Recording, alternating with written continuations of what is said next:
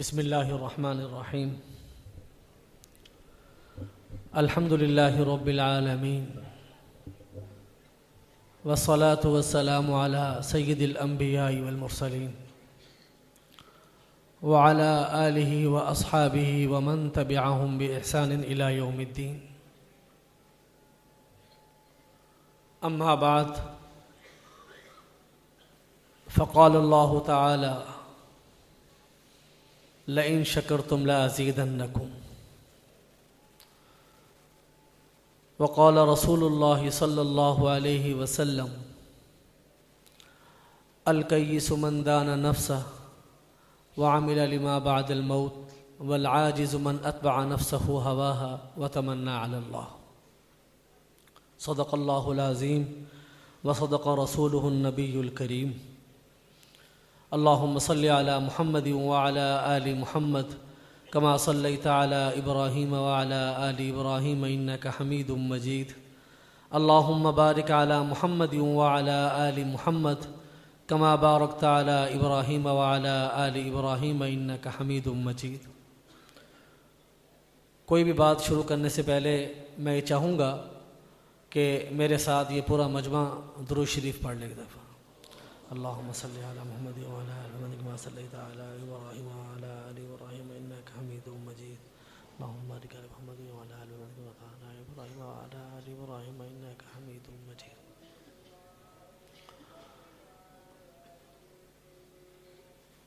इंतहाई काबिल सद एहतराम वाजिब तकरीम असातिज़ा किराम और इंतहाई इज़्ज़त माब मेरे मोहतरम व मुकर्रम फ़ज़लाए किराम हुफ़ाज़ किराम, अस्सलामु अलैकुम व रहमतुल्लाहि व बरकातुहू।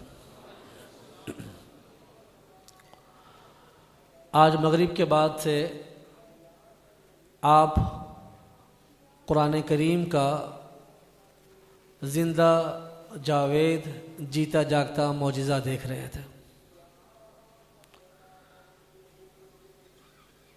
सच्ची बात यह है कि रश्क आता है और दिल से दुआ निकलती है, अरमान पैदा होते हैं कि अल्लाह पाक अपने फजल करम से मेहरबानी से कुरान करीम की ये दौलत हमें भी और हमारे नस्लों को नसीब फरमा दे। इतनी ज़बरदस्त मेहनत, इतनी ज़बरदस्त काविश, और मैं ये कहूँ कि इस आलम की जो मेहनतों का एक मैदान है, उस मैदान का सबसे मुश्किल काम, चट्टानें पीसना भी आसान है, रंग पीसना भी आसान है। गोया कि जो भी जिस काम को हाथ डालने वो काम आसान है, लेकिन ये जो एक काम है इसको करना आसान नहीं है। वलक़द यस्सरनल क़ुरआन लिज़्ज़िक्र फ़हल मिन मुद्दकिर, ये अल्लाह ने आसान किया है और हुज़ूर सल्लल्लाहु अलैहि वसल्लम की बरकत से आसान किया। इंसान को इस रुए ज़मीन पे सबसे ज़्यादा मोहब्बत अपने वालिदैन से होती है, अपनी माँ से होती है, अपने वालिद से होती है। अपने माँ बाप की मोहब्बत का सबूत देने के लिए इस रुए ज़मीन पर कोई किताब ऐसी नहीं है, किसी वालिद की किताब ऐसी नहीं है जिस पे बच्चा ये कहे कि मुझे माँ आपसे मोहब्बत है, अब्बा जी मुझे आपसे मोहब्बत है, मैंने आपकी किताब को इस तरह याद किया। किसी किताब के हाफिज तो शाज़ व नाज़र कोई मिल ही जाए, लेकिन इस बारीकी से, इस आबोताब से, इस शान के साथ याद करना, पूरी रुए ज़मीन पे मोहब्बत के मैदानों में किसी के सामने इसकी मिसाल नहीं है। अल्लाह पाक अपने फजल से, मेहरबानी से इसकी सही मानों में कदरदानी की तौफीक अता फरमा दे। माजी करीब में भी हमने तारीख को खंगाला है, इसकी मिसालें इक्का दुक्का थी। हमारे अब्बा जान दामद बरकातुहुम से सबसे पहले सुना था, फिर हज़रत मुफ्ती आज़म पाकिस्तान हज़रत मौलाना मुफ्ती मोहम्मद रफ़ी उस्मानी साहब दामद बरकातुहुम से सुना। अपने सिलसिले में सुनते थे कि वो कुरानी कंप्यूटर हैं, कुरान पाक पे उबूर बहुत है। शाज़ो नाज़र मिसाल, इक्का दुक्का कोई मिसाल होती थी।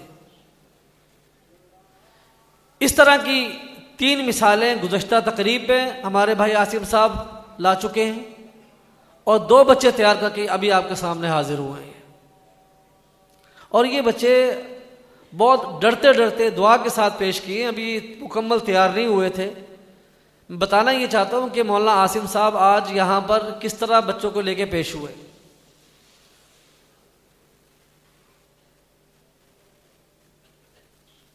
कल मैं हज़रत वालिद साहब दामद बरकातुहुम के साथ सरगोदा सफ़र पे जा रहा था, तो मुझे मौलाना आसिम साहब का फ़ोन आया। और इससे पहले की बात कह दूँ, बड़ा मजमा है, बात बड़ी ना हो जाए। ज़ोहर की नमाज़ पढ़ के फारिग हुए, दुआ के बाद मैं मस्जिद से निकल रहा था मोटरवे से, सियाल मोड़ से। मेरे दिल में ख्याल आया कि बहुत देर हो गई, मैं आसिम साहब से रब्ता नहीं हुआ, कोई रब्ते की सूरत में फ़ोन करूँ उनको। अभी सियाल मोड़ इंटरचेंज पे पहुँचा ही था, 10 मिनट के बाद छोटे बेटे मोहम्मद ने बताया कि मौलाना आसिम साहब का फ़ोन आ रहा है। फ़ोन पे पूछते हैं कि जी हर साल मेरे ज़िम्मे खिदमत होती है एक, इस साल मेरे लिए क्या खिदमत है। तो खिदमत सालाना तकरीब के इश्तिहारात हर साल लाहौर से छपते हैं और कई सालों से अल्हम्दुलिल्लाह ये हमारे मौलाना आसिम साहब की ज़िम्मेदारी है कि छपवा कर गाड़ी में रखवा के आपकी मादरी इल्मी में पहुँचाते हैं। और आपके असातिज़ा में लाहौर जाना हो, हज़रत ने सफ़र पे जाना हो या हरमैन शरीफैन से या दीगर ममालिक से वापसी होती है, अक्सर ऐसा होता है। बल्कि मैं कहूँ कभी ऐसा नहीं हुआ कि हज़रत यहाँ से तशरीफ़ ले जा रहे हों या वापस बैरून मुल्क से आ रहे हों और आसिम साहब लाहौर एयरपोर्ट पर इस्तकबाल के लिए मौजूद ना हो।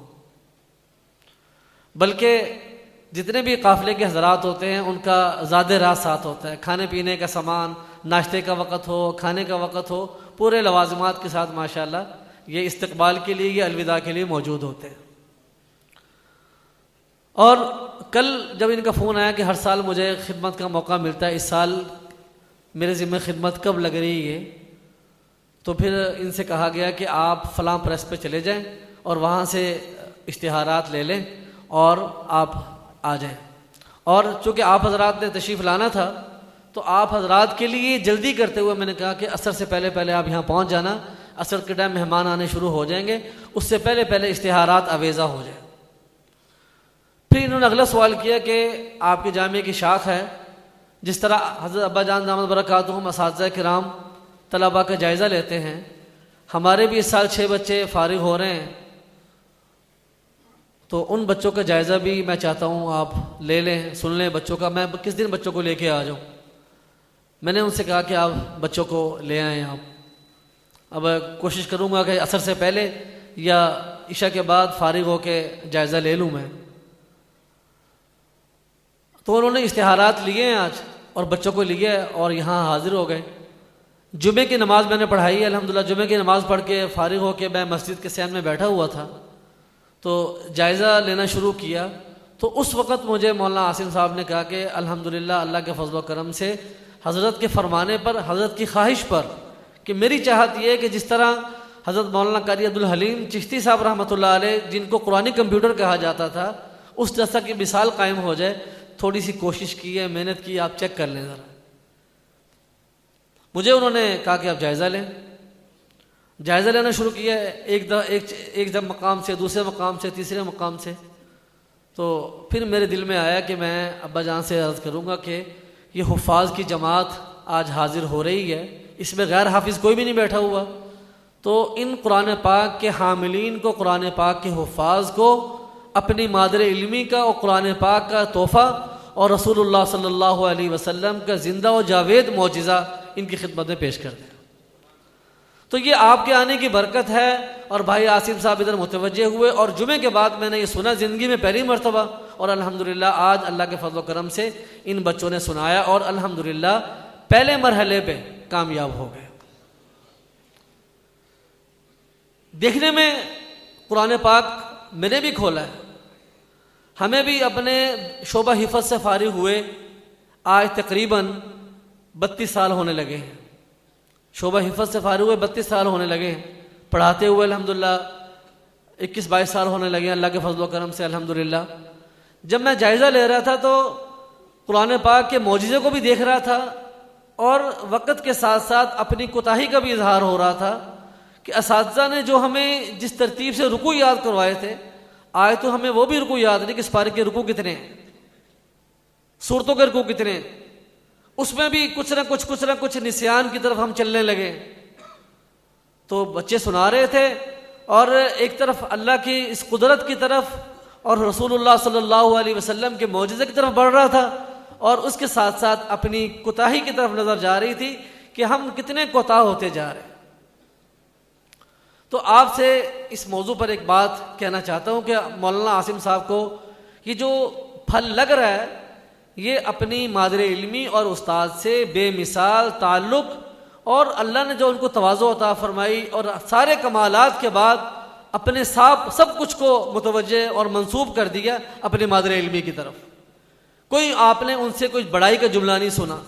ये कहा कि जो मेहनत है जो कमालात है वो बड़ों के हैं और जो कुछ है खुदा न खासा कोताही है वो हमारी ज़ाती है। हमें भी हमारे बड़ों ने यही सिखाया समझाया है और आजिज़ी नाम ही इस चीज़ का है, अदब नाम ही इस चीज़ का है। अल्लाह ताला जो कमालात अता फरमा दे, जो खूबी अता फरमा दे, वो अल्लाह की इनायत होती है, बड़ों की दुआओं का सिला और समरा होता है। और खुदा न खासा कहीं कोताही हो वो नफ्स का शर होता है और शैतानी असरात होते हैं। अल्लाह पाक इससे हमारी भी और हमारी नस्लों की हिफाजत फरमाए। यहाँ पर एक बात ये जहन में आ रही है, वक़्त चूँकि थोड़ा है और असल नसीहत अब्बा जान ने फरमानी है तो इनके हुक्म की ताबील में यहाँ मैं बैठा हूँ। माजी करीम में तमाम के तमाम अकाबिर की ज़बान पे सिर्फ एक मिसाल थी। हमारे अब्बा जान अगर इसकी इजाज़त दें यह भी फरमा दे कि इनके सामने सिर्फ एक मिसाल थी और उसके बाद तमाम अकाबिर उनको याद कर रहे थे। हमारे बुजुर्ग थे कारी अब्दुल हलीम साहब रहमतुल्लाह अलैह, उनको याद कर रहे थे। तो इस ज़माने में जबकि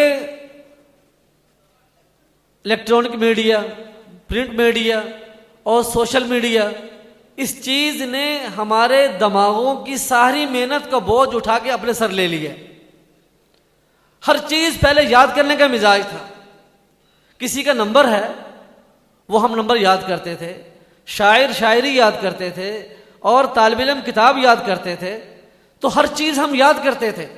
आज हमने याददाश्त और हाफजे का सारा बोझ उठा के इन सोशल मीडिया और जो इलेक्ट्रॉनिक मीडिया डिवाइसेस के उस ऊपर डाल दी है। मिसाल के तौर पर आपने कोई कॉन्टैक्ट सेव करना है, वो बजाय दिमाग में सेव करने के आप उस पर सेव कर रहे हैं। ईमेल है, बजाय दिमाग में डालने के आप उसके हवाले कर रहे हैं, उसके लिए बैकअप तलाश कर रहे हैं। हर चीज, जिस चीज को आप दिमाग में डाल सकते थे, याद कर सकते थे, याद करना चाहिए था, वो सारा का सारा आपने भारी भरकम बोझ उठा के डाल दिया उसके ऊपर। हज़रत मौलाना ज़ियाउर रहमान फारूकी शहीद रहमतुल्लाह अलैह को चूँकि उस ज़माने में मोबाइल का ज़माना नहीं था, जितना टेलीफोन में हाफजा उनका मैंने देखा किसी और का नहीं देखा। कभी किसी कमिश्नर से, कभी डीसी से, कभी एसपी से, एसएचओ से, उलमा से, मशाइख से, अपने तंजीमी कारकुनों से, जितना हाफजे में मोबाइल उनके महफूज देखे मैंने किसी और के नहीं देखे। एक एक मजलिस में बैठे बैठे 20-20, 30-30 फ़ोन मिला रहे हैं और डायरी देखने की नौबत पेश नहीं आ रही। आज हमने किसी का नंबर मिलाना हो तो नंबर देखते हैं, मोबाइल में देख लिया। इससे पहले ज़माने में डायरियों में लिखा होता था। डायरियों के हवाले अल इल्मु सईदुन वल किताबतु क़ैदुन, हमारे असातिज़ा ने उला वाले साल एक जुमला हमें लिखवाया था कि अल इल्मु सईदुन वल किताबतु क़ैदुन, इल्म एक शिकार है, शिकार करो और उसको महफूज करना हो तो उसको लिख लो उसको। तो आज तो लिखने का ज़माना क्या, फीड का ज़माना आ गया। जिस ज़माने में हमारे हाफजों ने सारा बोझ उठा के साइड पर कर दिया हो, उस ज़माने में इतनी जानदार, शानदार और जानिसार मेहनत, जान को दिमाग को पिघलाने वाली मेहनत हो रही हो, तो इस ज़माने में ये कुरान पाक का जिंदा और जावेद मौजिज़ा है। अल्लाह पाक ये मोमिनीन की तसल्ली के लिए कि देखो पूरी उम्मत के ऊपर हमले हो रहे हैं, घरानों पे हमले हो रहे हैं, मदरसों पे हमले हो रहे हैं, नबूवत की ज़ात बाबरकत पे हमले हो रहे हैं, इल्ज़ामात तो नबूवत पे भी आ रहे हैं, नऊज़ुबिल्लाह, नबूवत के घराने पे भी आ गए, सहाबा पे भी आ गए, शख्सियात पे भी आ रहे। तो ज़माने की सितम ज़रीफ़ियों ने किसी को माफ़ नहीं किया। खुद रसूलुल्लाह सल्लल्लाहु अलैहि वसल्लम के ज़माने में आपको बुरा भला कहा जा रहा है, उसके बाद से देख लो लोगों ने सहाबा को नहीं छोड़ा, सहाबा के ख़ानदानों को नहीं छोड़ा, रसूलुल्लाह सल्लल्लाहु अलैहि वसल्लम के घराने को नहीं छोड़ा। तो ये सितम ज़रीफ़ी तो ज़माने की चली आ रही है। इस ज़माने में हमारा करने का काम क्या है? हमें रसूलुल्लाह सल्लल्लाहु अलैहि वसल्लम की तालीमात को देखना है। तो आप सल्लल्लाहु अलैहि वसल्लम ने फरमाया, मन सकत नजा, जो चुप रह गया नजात पा गया। और आप सल्लल्लाहु अलैहि वसल्लम ने एक हदीस में फरमाया, अच्छी बात कहो या चुप रहो, फल यकुल खैरन औ लियस्मुत। अच्छी बात कहो, कहनी है, अच्छी बात ज़बान में आ रही है तो उसको कह डालो, अगर अच्छी बात ज़बान पे नहीं आ रही तो चुप हो जाओ। तो आज के इस दौर में हम नजात चाहते हैं, एक तो अपने बुज़ुर्गों के पास जाना शुरू करें, असातिज़ा के दामन से वाबस्ता हो जाए, अपने वालिदैन के दामन से वाबस्ता हो जाए। और तीसरे नंबर पे ये है कि इस वक्त फितनों की आंधियां चल रही हैं, फितनों की आंधियां। शायद ही कोई शख्स महफूज हो जिसका जहन महफूज हो। आंधी का इसलिए कह रहा हूं कि रसूलुल्लाह सल्लल्लाहु अलैहि वसल्लम ये सब बातें आज से 1450 साल पहले फरमा गए थे। फितनतुन तमूजु कमौजिल बहर, कि फितने इस कदर तेजी के साथ आएंगे जिस तरह आप समंदर की लहरें और मौजें देखते हो, तो इस तरह इस रफ्तार से, इस तवातुर के साथ, तसलसल के साथ अभी एक फितना से फारिग नहीं हुए, दूसरा फितना, तीसरा फितना, चौथा फितना, फितनों की रफ्तार बढ़ जाएगी। अभी एक फितना से फारिग नहीं हुए, सोशल मीडिया पे एक फितना उठा, दूसरा फितना उठा, तीसरा उठा, चौथा उठा, उसका जवाब देने वाले अभी पैदा नहीं हुए थे, दूसरा उठ गया, तीसरा उठ गया, चौथा उठ गया। रफ्तार भी बढ़ रही है, मिकदार भी बढ़ रही है उसकी। इसमें हमारी जिम्मेदारी क्या है? इसमें हमारी जिम्मेदारी यह है कि हुजूर सल्लल्लाहु अलैहि वसल्लम जो हमें तालीमात देंगे उन तालीमात को अपनाएं। कहीं बिगाड़ नजर आ रहा है, उस बिगाड़ को छुपाने की जरूरत है। आप सल्लल्लाहु अलैहि वसल्लम ने इरशाद फरमाया, किसी ने किसी का ऐब छुपाया तो फरमाया कि उसने वो काम किया जिसने जिंदा दरगोर की हुई बच्ची उसको जिंदगी दे दी। जमाना जाहिलियत में बेटी ऐब और आर था, और बहुत बड़ा गुनाह इस्लाम में है ये। और कुरान करीम ने खुद कहा है, वइज़ल मौऊदतु सुइलत बिअय्यि ज़ंबिन कुतिलत, कि जब जिंदा दफन की हुई बच्ची, उससे सवाल किया जाएगा तुझे किस जुर्म में कत्ल किया गया था, तेरे बाप ने, तेरे खानदान के लोगों ने तुझे दफन क्यों कर दिया था। तो रसूलुल्लाह सल्लल्लाहु अलैहि वसल्लम ने इरशाद फरमाया कि जिसने किसी मुसलमान का ऐब छुपाया, अल्लाह ताला क़यामत में उसको वो अजर देगा जिसने एक जिंदा दरगोर की हुई बच्ची कि लोगों ने तो उसको गड़े में डाल दिया था और आपने उसको गड़े से जिंदा सलामत निकाल लिया, उसको जिंदगी दे दी। तो आप सल्लल्लाहु अलैहि वसल्लम तो हुक्म दे रहे हैं कि किसी का कोई ऐब देखो तो उसको छुपा लो, नजरें झुका लो, जबान बंद कर लो। आज सूरत हाल ये है कि किसी का कोई ऐब नजर आता है, देखिए सहाफ़ती जिम्मेदारियां जो होती हैं मुल्क व मिल्लत के लिए, किसी की निशानदेही करनी है, इस्लाह के लिए, अखलाक के लिए, वहां पर सहाफ़ी हज़रात की बिल्कुल नीयत अगर खालिस करके वो निशानदेही करते हैं तो उनकी जिम्मेदारी है कि उसको दिखाएं वो।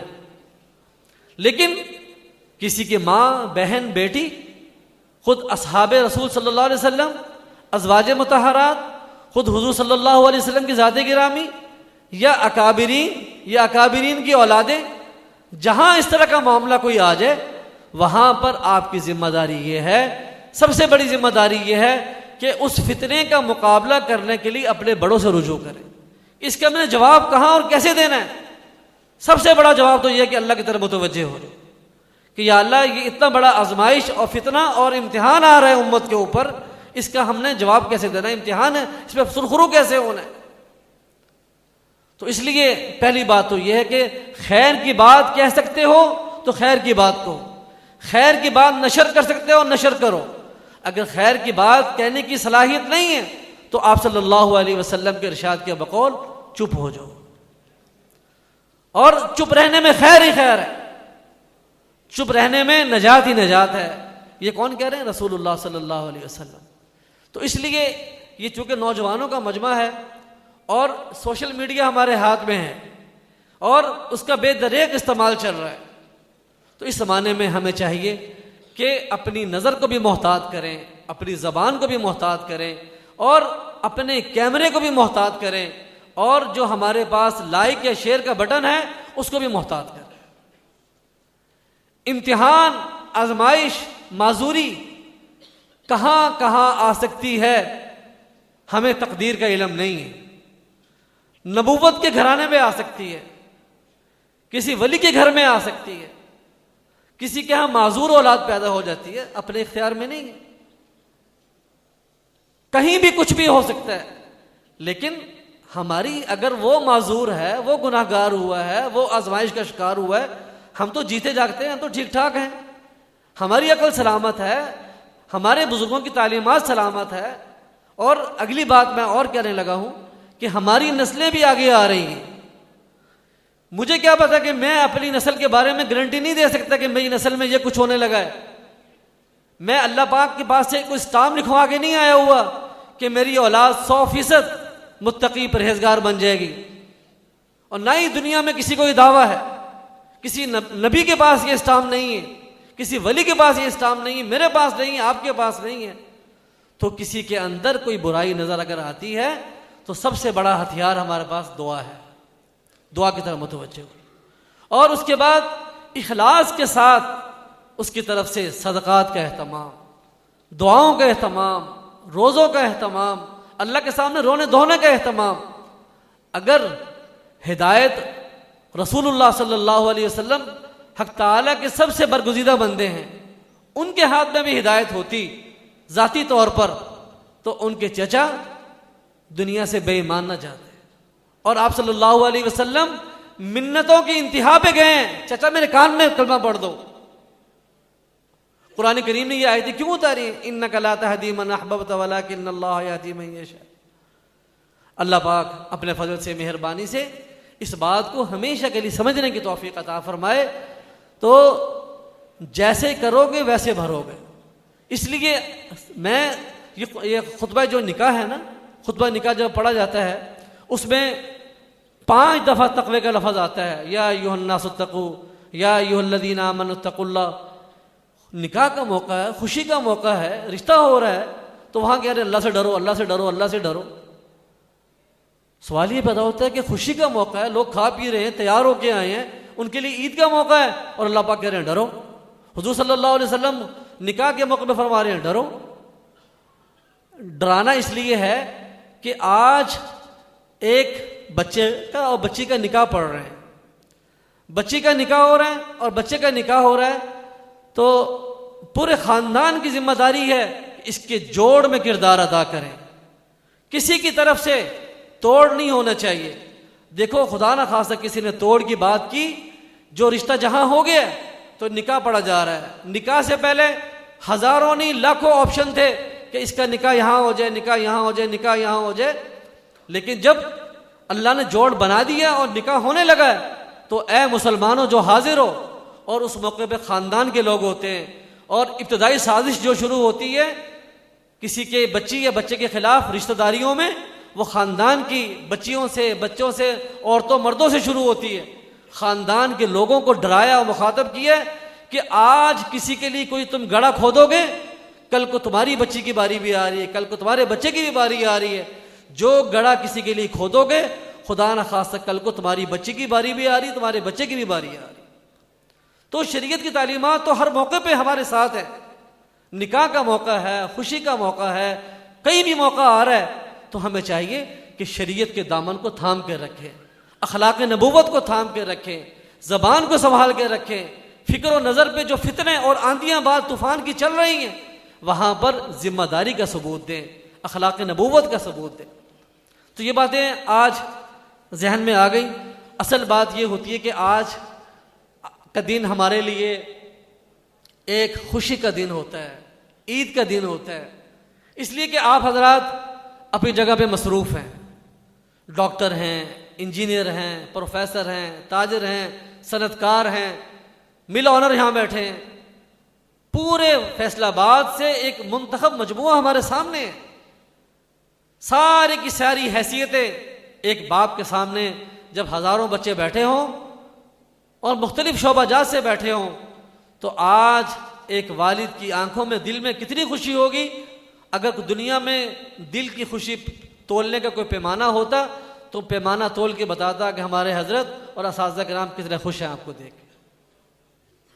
अल्लाह पाक हमें इनकी मज़ीद खुशियाँ बढ़ाने का ज़रिया बना दे, खुशियाँ बढ़ाने का ज़रिया बना दे और खुशी का ज़रिया बनने के हमें ज़रिया बना दे। हम खुशी बन जाएं और खुशखबरी का ज़रिया बने इनके लिए। और सारी निस्बतें आज माशाल्लाह यहाँ पर ऐसे अफराद भी बैठे हैं कि जो बाप भी यहाँ पे है, बेटा भी यहाँ पे है और शायद अगले 2-4 साल के बाद पोता भी आ जाए यहाँ पर। ये निस्बतें ऐसी है कि बाप भी हाफिज़ है, बेटा भी हाफिज़ है, यहाँ मौजूद है अल्हम्दुलिल्लाह, अल्लाह का शुक्र है मौजूद है। ये सारे के सारे जितने भी लोग बैठे हुए हैं, ये सारे के सारे एक निस्बत पे जमा हुए हैं, वो निस्बत है कुरान करीम की। वो निस्बत कौन सी है? ज़रा ऊंची आवाज़ से बताएं ज़रा। हाँ, ये कुरान करीम की निस्बत पे आज जमा है। ये बरसहा बरस की मेहनत, साल हा साल की मेहनत, सन 1970 के बाद से जो मेहनत शुरू की है, ये अल्लाह के फजल करम सिर्फ एक शहर की एक मेहनत आपके सामने है। इनका जी ये चाहता है हमारे अब्बा हुजूर का कि मैं एक दफ़ा सब के सब पूरे पाकिस्तान के हुफ़ाज को अपनी मेहनत को अपनी सामने जमा करूं, उनको देखूं मैं। लेकिन बज़ाहिर ये मुश्किल है। लोग दूर दराज से आएंगे, सफ़र करके आएंगे और उनको चूँकि अब बाद उसमें बूढ़े भी हो गए, सफ़ेद दाढ़ी वाले हो गए, नाना दादा भी बन गए, तो उनको यहाँ इकराम, उनका संभालना, उनका एजाज़ करना कितना मुश्किल काम है। तो इसलिए ना जगह है ना वक़्त है और इसलिए मशक्क़तों से बचा के हम यहाँ पर इनको सिर्फ़ और सिर्फ फैसलाबाद वाले हजरात जो मुख्तसर वक़्त में सफ़र करके यहाँ पे आएँ और यहाँ पे जमा हो जाएँ, अब्बा जान उनको देख के आंखें ठंडी कर लें। ये एक तसलसल है कुरान पाक का, वलवला, जज्बा और शौक़ और जान निसारी का, जिस पे सारी ज़िंदगी लगाई हो, जान लगाई हो। तो आदमी जब अपनी मेहनत देखता है तो मेहनत को देख के जवान हो जाता है। पिराना साली है, बुढ़ापा है, सदमे हैं और फितनों के आवारिज़ हैं। उसके बाद जब इतनी बड़ी तादाद को जिंदा और जावेद देखेंगे और कुरान पाक की निस्बत से देखते हैं तो फिर अल्हम्दुलिल्लाह रूह को ताजगी मिलती है, ईमान बढ़ता है। अल्लाह पाक अपने फजल से, मेहरबानी से इन बहारों में खूब इजाफा फरमाए। देखो माशाल्लाह हज़ारों की तादाद में बच्चे में बैठे हैं माशाल्लाह। और एक दूसरा सिलसिला शुरू होगा अब से 26 दिन के बाद, 25 दिन के बाद 26वें दिन पूरे पाकिस्तान से मुदर्रिसीन को बुलाएंगे कि कुरान पाक के मुअल्लिमीन वहाँ जमा होंगे और उनको फिर हिदायत देंगे। 3 दिन तक जमा करेंगे और उनको नसीहत फरमाएंगे और भी अपने मशाइख को बुलाएंगे। तो ये इतना बड़ा जो इज्तिमा आज बुलाया है, मैं आपको ये बताऊं, पहली बात दरमियान में बहैसियत इंतज़ाम सब पूरे मजमे से मैं माजरत करना चाहता हूँ और शुक्रिया भी अदा करना चाहता हूँ कि पहले आपको इत्तला करने में हमें जल्दी करनी पड़ती थी। 2-3 हफ्ते पहले हम इत्तला करते थे आपको। ये पहला मौका है कि 1 हफ्ते के नोटिस पे आप माशाल्लाह अल्हम्दुलिल्लाह अल्लाह के फजल करम से यहाँ जमा हुए हैं। ये होती है मोहब्बत। इसके लिए कोई दावतनामे तकसीम नहीं हुए, दर दर पे कोई नहीं गया, सिर्फ टेलीफोन पे आपको इत्तला हुई है या साथियों ने मुतवज्जे किया। 1 हफ्ते की शॉर्ट नोटिस पे अल्हम्दुलिल्लाह माशाल्लाह इतना बड़ा मजमा यहाँ जमा हो गया। इसकी वजह क्या बनी है, लेट होने की वजह क्या है? अगर अब्बा जान इजाज़त दे तो इसकी वजह बता दूँ। वजह इसकी ये है, हमारे अब्बा हुजूर फरमा रहे थे कि मेरी ख्वाहिश ये है कि इस दफ़ा इस पूरे मजमे को बागवली मस्जिद में जमा करूँ। कहाँ जमा करूँ? ज़रा ऊंची आवाज़ से बोले। बागवली मस्जिद में।